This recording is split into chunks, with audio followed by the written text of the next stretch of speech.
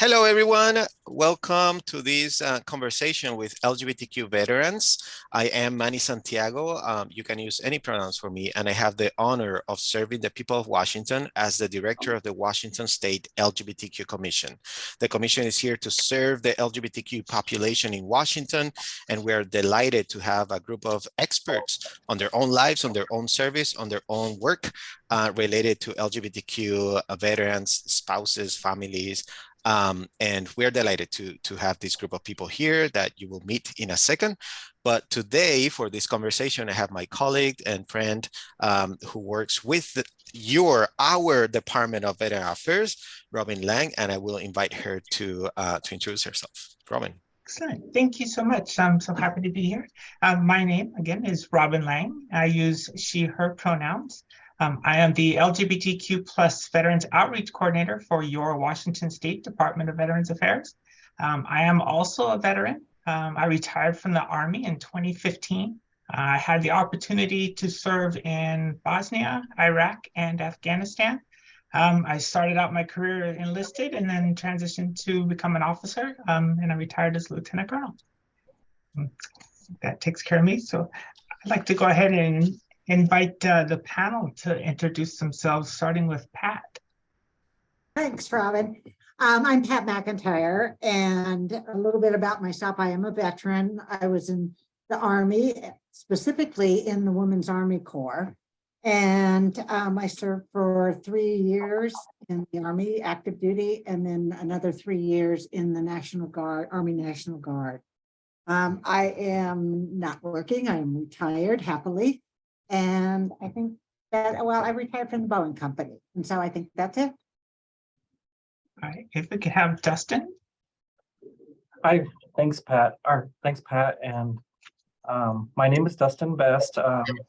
I'm a Colville Tribal member from the Colville Tribe. I currently sit as a tribal council member here at the tribe, and I've been doing this for the past 2 years. And I'm also a veteran. I served in the Navy and finished in 2018 as a Navy CB. And I'm also two-spirited. So thanks for having me on the panel. Thank you so much. I'd like to invite Dante now. Yes, hello everyone. I'm Dante Payne. I'm Senior Policy Advisor for Civil Rights and Racial Justice in the Office of the Governor. And I'm also a member of the Olympia City Council. I served in the U.S. Army for 6 years, from 2010 to 2016, as an automated logistical specialist. And I deployed twice to Logar Province, Afghanistan, and served on Fob Shank. And I deployed twice to that same installation within the first 4 years of my enlistment, and I re-enlisted to serve an additional 2 years at Joint Base Lewis McChord, which is how I ended up here in Washington. And so I'm also a proud husband and father to a beautiful 7-year-old girl. So thanks for having us. Oh, thank you so much. JBLM was my last assignment as well. That's how I ended up here. So I mentioned that I'm with the Washington State Department of Veterans Affairs. Now I'd like to have Bridget introduce herself. She's sort of my counterpart with the federal VA. Everyone, my name is Bridget Raposa. Pronouns are she, her. I'm a registered nurse and the LGBTQ plus veteran care coordinator for VA Puget Sound Healthcare System. I started this role full-time last January 2022, and I cover the west side of Washington. There are coordinators also for the VA in Walla Walla and in the VA of Spokane. And I help coordinate all LGBTQ plus healthcare for VA Puget Sound, and I'm also a patient advocate for any LGBTQ plus issues. Thank you. Thank you. Thank you, everyone, for introducing yourselves and for being here in this recording. We're recording this so other people can access it and distribute it. We want to go over a couple of the most common challenges that we hear from the community, specifically LGBTQ veterans. And we want to address some of the most common concerns, as well as provide some information on services and support that you can get through both the federal Veterans Administration and our Washington State Department of Veteran Affairs.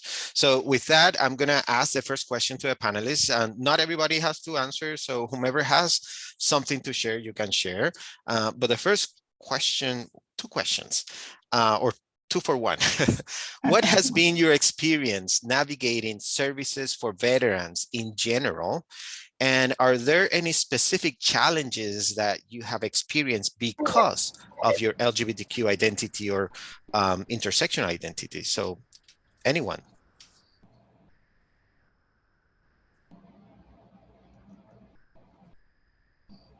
Well, I can speak first, Manny, if that's okay. Sure. Go ahead. As I sit as a tribal council member at the tribal level, and we have LGBTQ plus tribal members, but most of us, we call ourselves two-spirited from that. So, and I also am the committee chair for the veterans, so I'm a chairman for the veterans committee for the tribe. And so I deal with a lot of the veterans issues. And a lot of things that I have seen is, you know, when tribal members or some minority groups go through the process through the federal government, through veterans process for filing for even disability. A lot of the VSO officers out there, that people that I deal with struggle because there's not a lot of sensitivity training for those individuals to deal with LGBTQ individuals or two-spirited or Native Americans going into that, dealing with veteran issues. So I see a lot of that issue, especially in the rural area, that there's not a lot of, I guess, people that they're more conservative in this area, so they don't understand, you know, they can't represent me. So it's really hard for me to go in and see somebody, and I'm already uncomfortable going to, you know, talk to a veteran service officer or anybody in that type of situation. But so for me, I really try to advocate and help individuals, find individuals that have a good resource that can work with LGBTQ plus community and two-spirited. So, so that's what I wanted to bring up as an issue and something to think about. And Yeah, certainly our veterans in rural areas have some challenges specific to rural veterans. Yeah. Robin. If I can add to that, so we've recognized that's an issue as well. That a lot of times one of the most common emails I get from people is, where is a safe place where I can go?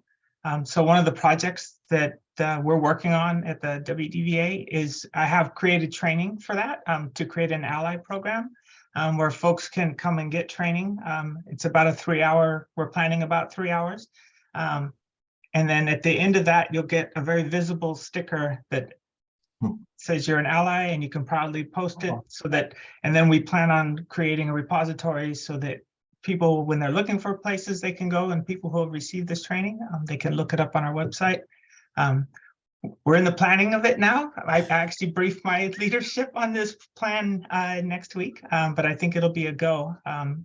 I think it's something that's been asked for probably from supply side and demand side as well. So I'm hoping that will address that.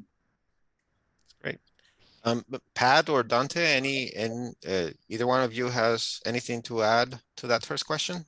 Sure. I think general challenges. Yeah, go ahead, Pat. Sorry. Yeah, I think it's much the same, that because of our history as older LGBT folks, and before don't ask, don't tell, and I know that we have that to talk about that, but there's just a lack of trust. We were living with government sanctioned discrimination, being thrown in jail just simply because we were LGBT. And so all that history just kind of adds up, and people are afraid they won't even come and ask. And that's why I think it's really important that we have somebody. I'm going to blow Robin's horn here, Robin's horn, as well as yours, Manny, with the committee, Manny and Dustin, as well as with the commission, that tells people, yes, our state at least is very, very open, and, you know, and you can be safe. Yes.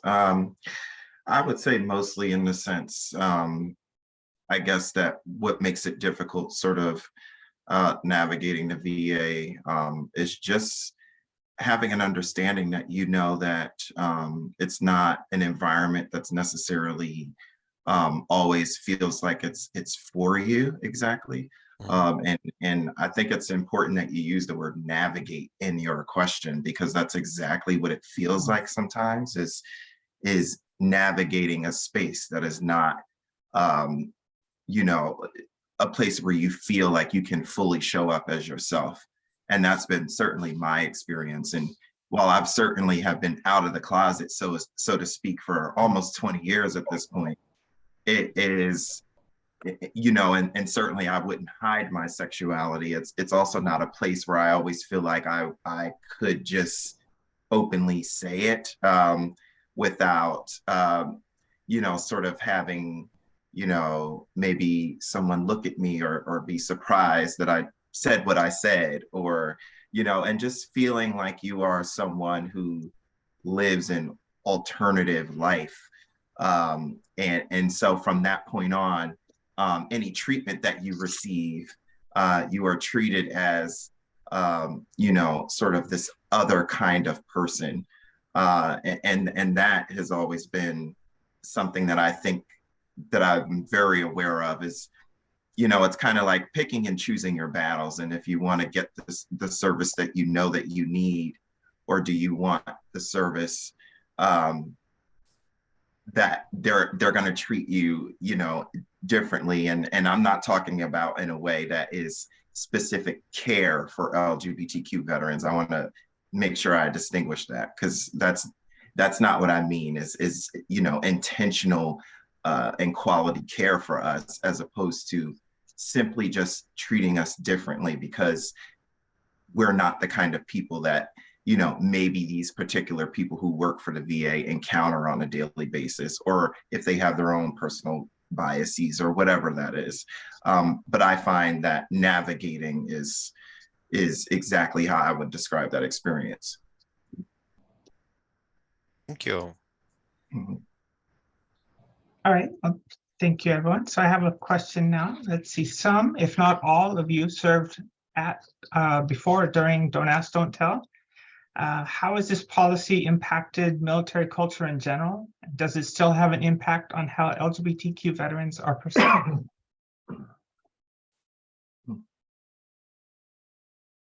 Robin, if you don't mind, I just wanted to address the last question about navigating the VA, since that is my job, helping LGBTQ plus veterans navigate the VA. So if you go to va.gov and you look up LGBTQ plus services, you'll find my contact information. I can, I don't know, I can say it right now as well, but if you feel like you need help navigating the system, not even just LGBTQ plus services, but I help, you know, get you set up with primary care, mental health services. I've been helping, you know, contacting Robin to help me find VSOs that are LGBTQ plus friendly. So that is my job. And if you need help, please contact me. Thanks. Great. Thank you, Bridget.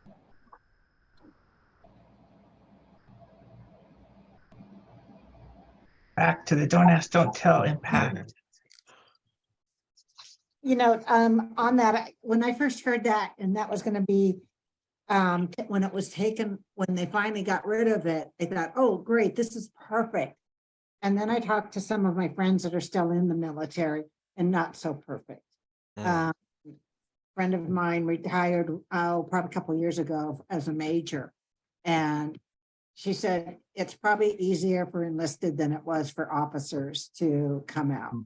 Don't know that's true. That's her experience. But she said it really hasn't changed a whole lot. And we know that laws can change. It takes a long time for attitudes to change. And so, I mean, I think it's a great thing. I was in before Don't Ask, Don't Tell, and it just wasn't even a question. If they got wind that you were, or even perceived to be, then you were pretty much out of the service. So Robin, I maybe have a little view take on it too. When I was in the Navy, the Don't Ask, Don't Tell policy it seemed like it was kind of like a cover or a blanket to help hide your identity. And so you didn't really have to tell anybody or nobody really could ask you. So you kind of felt a little safe at some time during your enlistment time.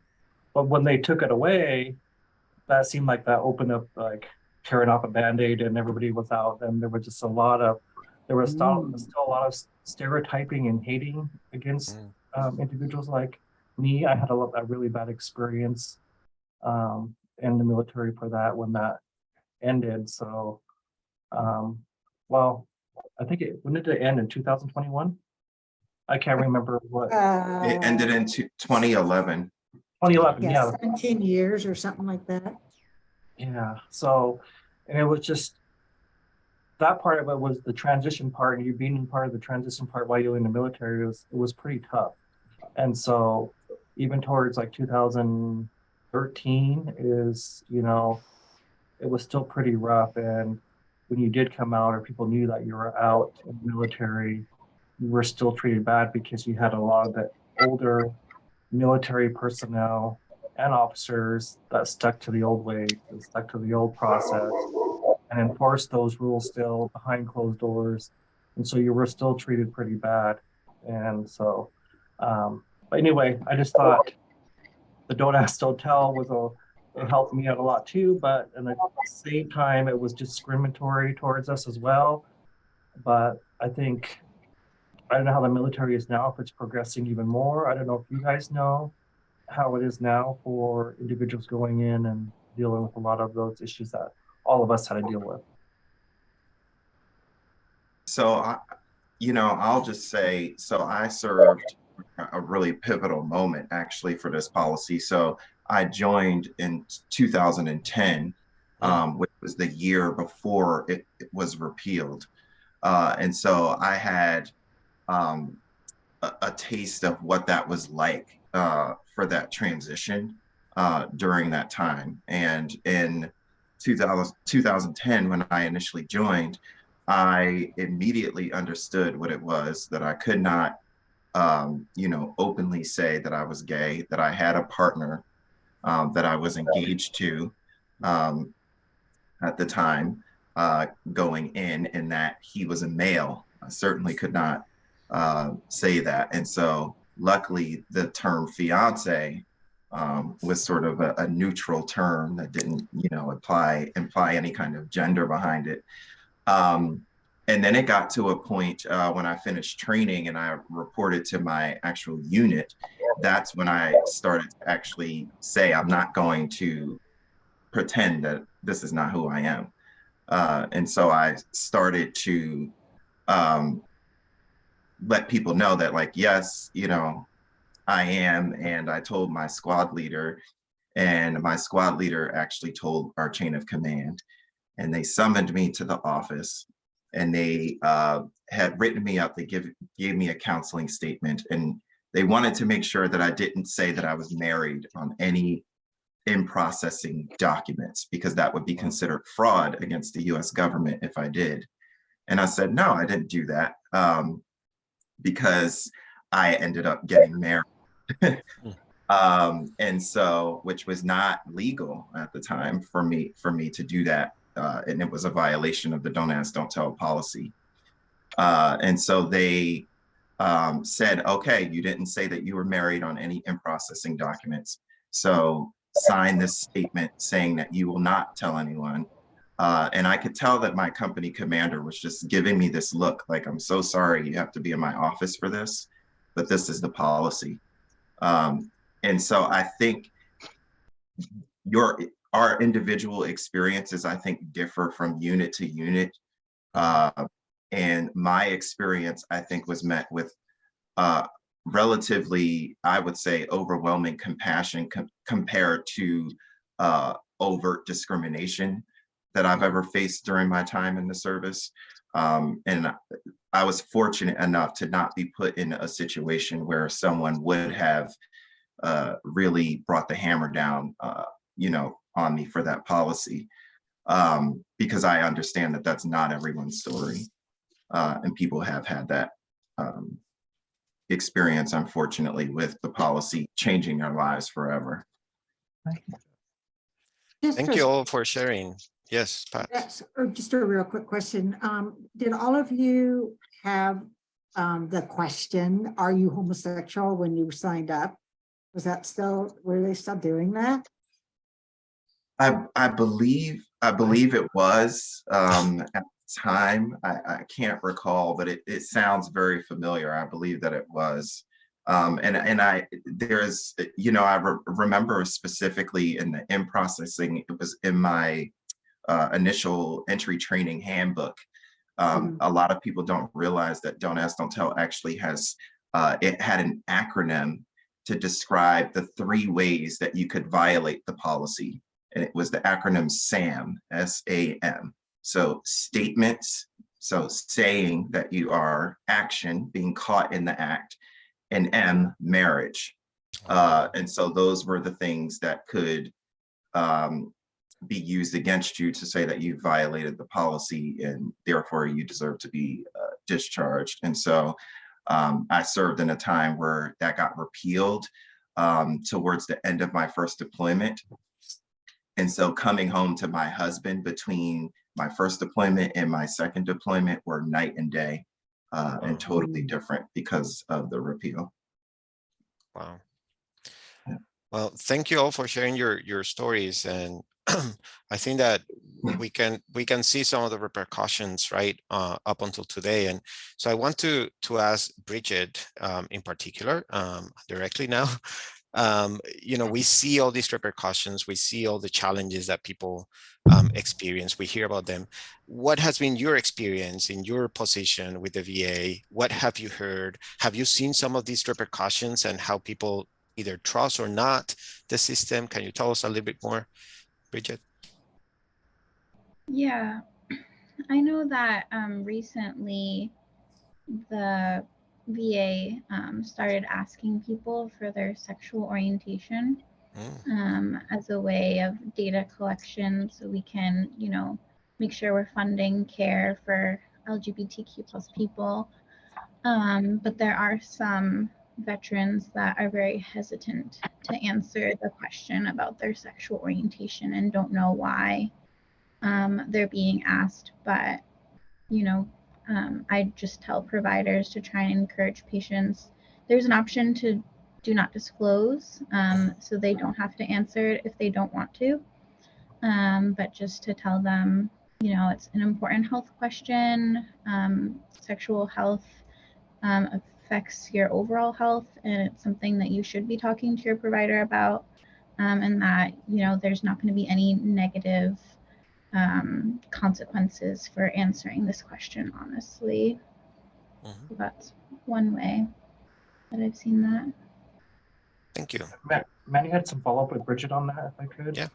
So individuals that are LGBTQ that have MST, PTSD trauma, and is there a lot of, when they go for their claims being denied, trying to link the MST, that's the military sexual assault, and PTSD, when individuals try to go get compensation or try to prove that happened to them.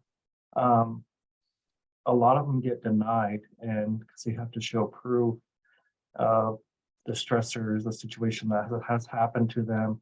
Have you seen a lot of that denials going through the VA system that you have used? I haven't personally, because I mostly deal with people that are already enrolled in the VA healthcare system, but I have people that contact me asking me how to enroll or how to get more service connected benefits, and I usually just refer them to the VBA.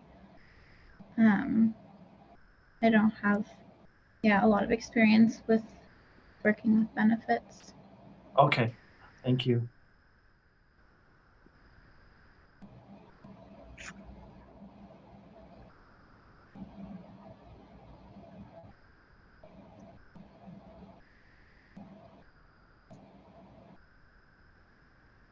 Are we going back to the questions? Yes. Sorry. Okay. So for the whole group, What are some of the challenges and concerns that LGBTQ veterans bring to the VA health system? That was the one that we just asked, Robin. Is the next one for Pat. Sorry. Okay. I don't know if I fully answered that question. I could talk more about it if you want. I think, Go ahead. Yes. yeah, so some of the other things that the challenges are working on patients, especially trans and non-binary patients or gender diverse, to be addressed properly. And I want veterans to know that it is national policy that veterans can be addressed by their chosen name and their gender identity, and have the proper pronouns be used for them. And if your provider or any VA staff is not, using the right name or pronouns for you, to feel free to reach out to me. That's something that I can handle for you. The VA record last year, they added sexual orientation, but they also added gender identity. So you can talk to your provider about your preferred name and gender identity. That can go in your chart. You can also update those things on va.gov yourself. And then I did 43 staff trainings last year to go over these things with staff to really try and encourage an affirming environment. The other things that we are having challenges with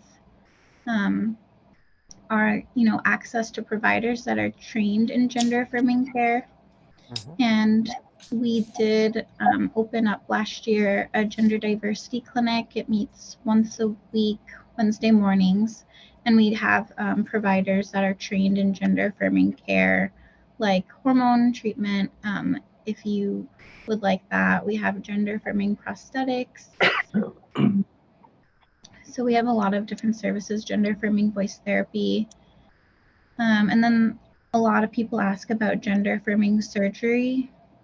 We still are working on getting that at the VA. I know the Seattle VA submitted a proposal to be one of the surgery sites whenever the process is allowed, but nationally it's still being worked on. Thank you. Thank you. So, question directly for Pat. Are there specific issues that lesbian and bisexual women veterans face? And how can these issues be addressed by both states, DVA and federal VA? I'm going to do the big one, that's always the hardest one, is sexual assault that is happening within the LGBT population, and violence. And how can it be addressed? They've been trying to address it since I was in the service, which was back in the 70s, and it's not being addressed.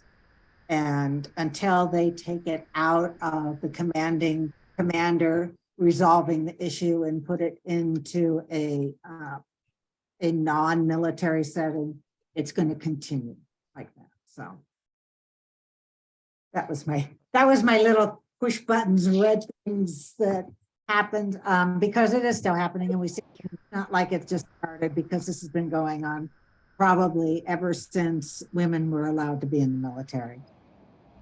The other thing I think with lesbian and bisexual women, again, speaking from an older generation, is still what I've mentioned before, is the history, and whether people are open and affirming doesn't really matter, because the perception that they have from what they were lived through is still going to be there.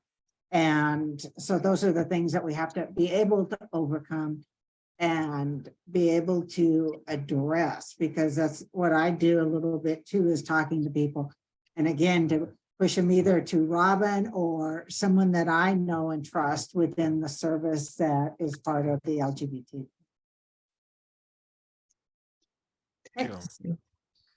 Yeah, the next question is for Dustin. You share with us that you're a Two-Spirit and a veteran. So kind of the same question that we asked Pat. What are some of the challenges, specific issues and challenges that Two-Spirit and LGBTQ Indigenous veterans face And how can these issues be addressed by both the federal VA and our Washington State Department of Veteran Affairs? I think cultural sensitivity to training to officers and to higher up individuals that, you know, train individuals that come into the military. For me, being two-spirited, you know, it's always the stereotyping when you come in there. So they found out I was Native American, so my nickname was already Chief. And so I was always the person in front of the line to do the tracking. And so it is those type of stereotype thinking, or that since I'm Native American, I'm an alcoholic, I'm a drunk all the time. And so certain things like that were very hard for me to deal with. So I didn't drink, and I didn't, you know, I was educated already before I went in the military. And so I had to always constantly defend myself and my culture and who I was. And, you know, we always get asked, do I still live in teepees, and all that kind of stuff. And the reservation, do I still have to get a pass to get off the reservation? And but that was a hard part of dealing with that reality of people being so ignorant, and the racism that you had to deal with, and it's probably still dealt with today. But I think it's pretty hard for the two-spirited community from being Native American going into the military.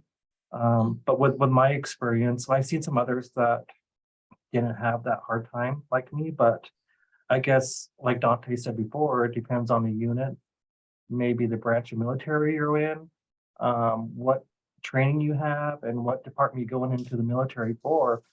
Me, I was in the CV, so we just did, you know, construction and heavy equipment operators. So I was with a lot of people that, you know, really weren't in that LGBTQ community. And so I had a hard time facing that part. But I think the struggle is for Native Americans too, is growing up and living on a reservation. You know, that's your only whole source, and you grow up in a poverty here, because most Native Americans grow up in poverty.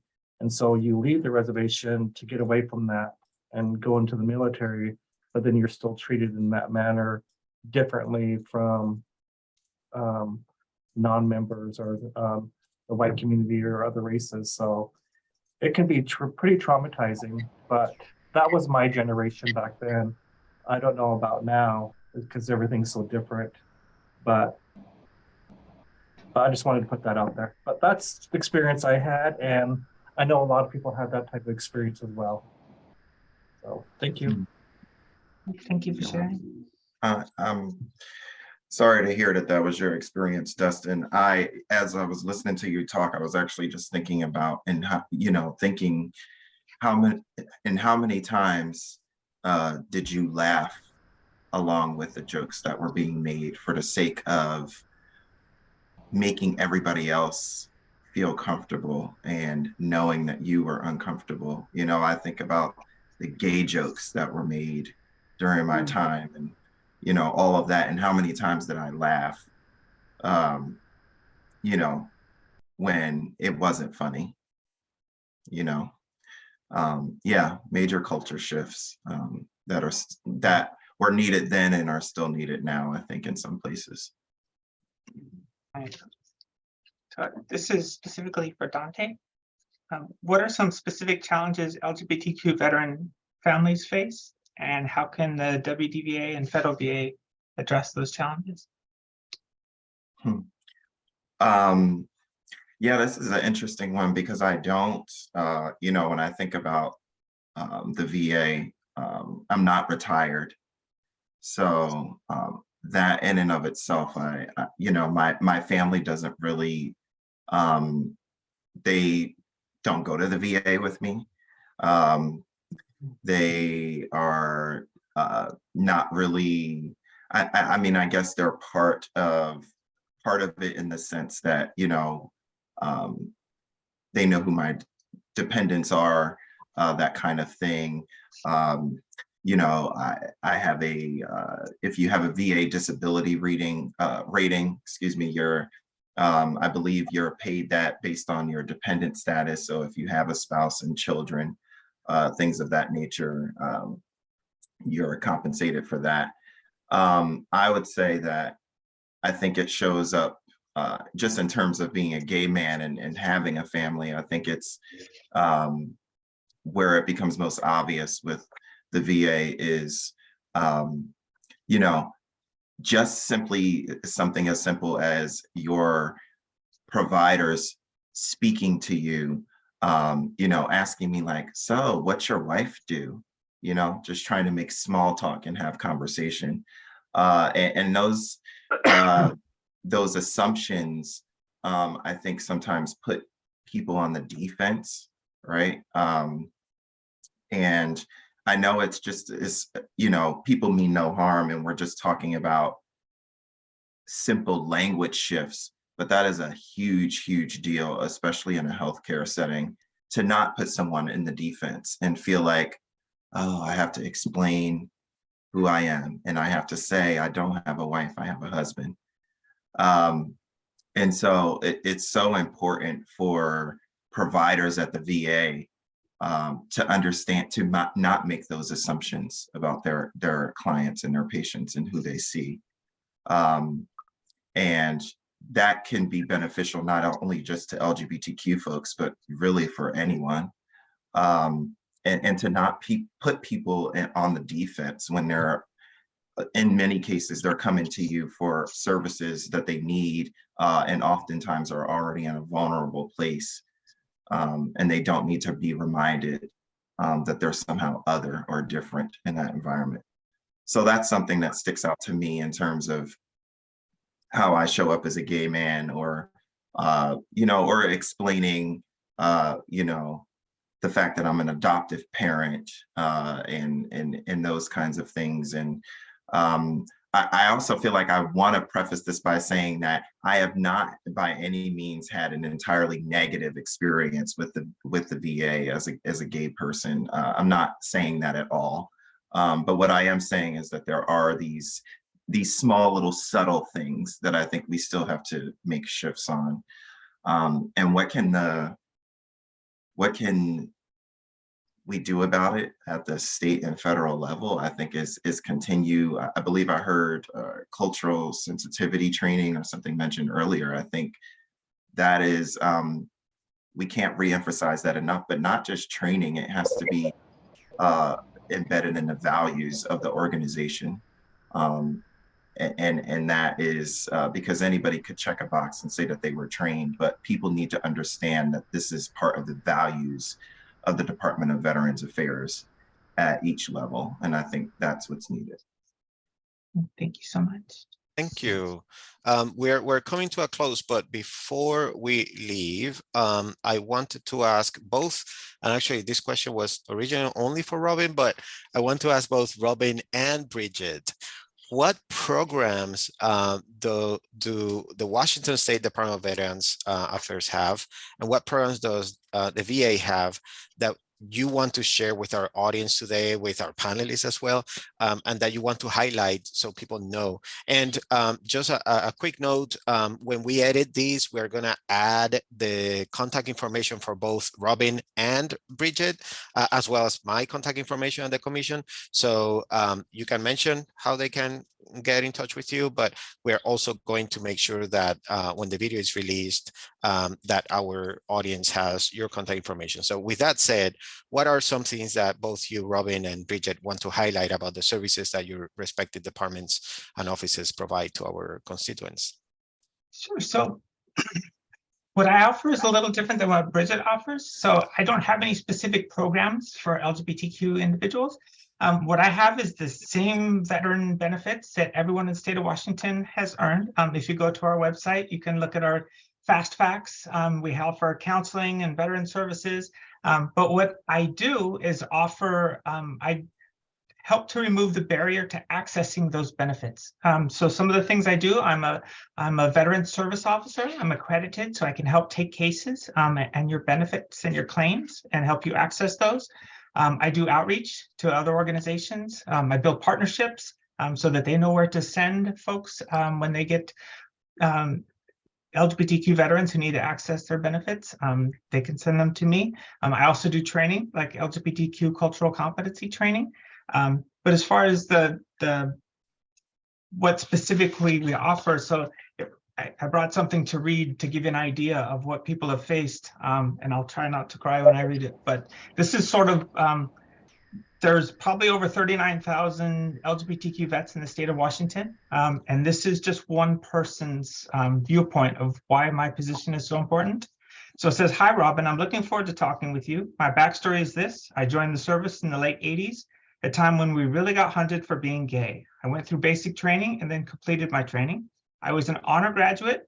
When I got home to my permanent base in California, my roommate took my diary to the military authorities.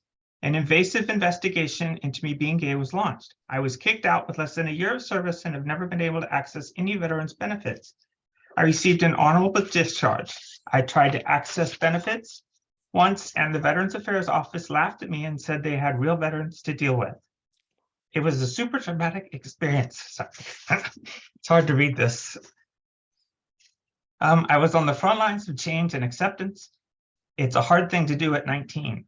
I saved my paperwork for all of these years for this moment. Thank you for your help. I have my honorable discharge certificate and my honor graduate certificate."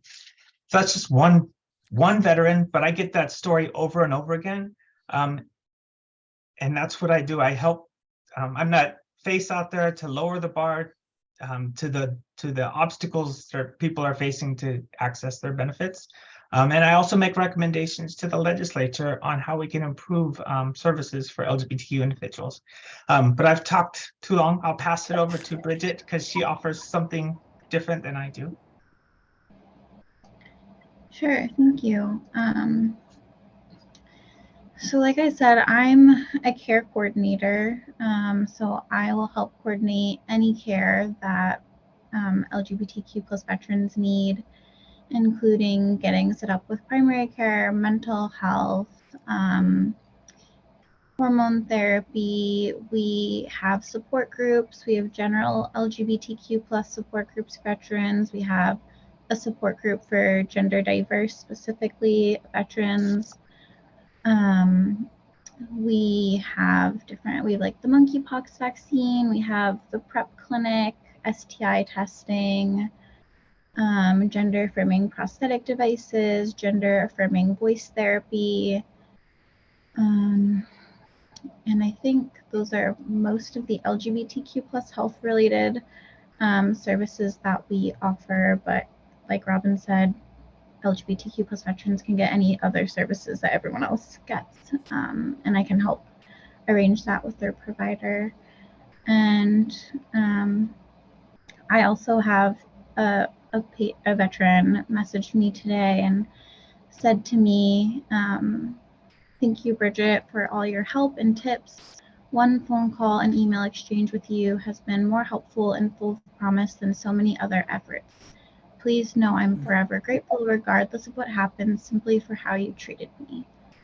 And, so I'm just here to help people that maybe didn't have a good experience in the military, didn't have a good experience talking to other VA providers, and getting them the resources that they need. Bridget, have you had anything with long-term care and helping to coordinate any long-term care services for LGBT? Like in the CLC or like outside of the VA? No, within the VA.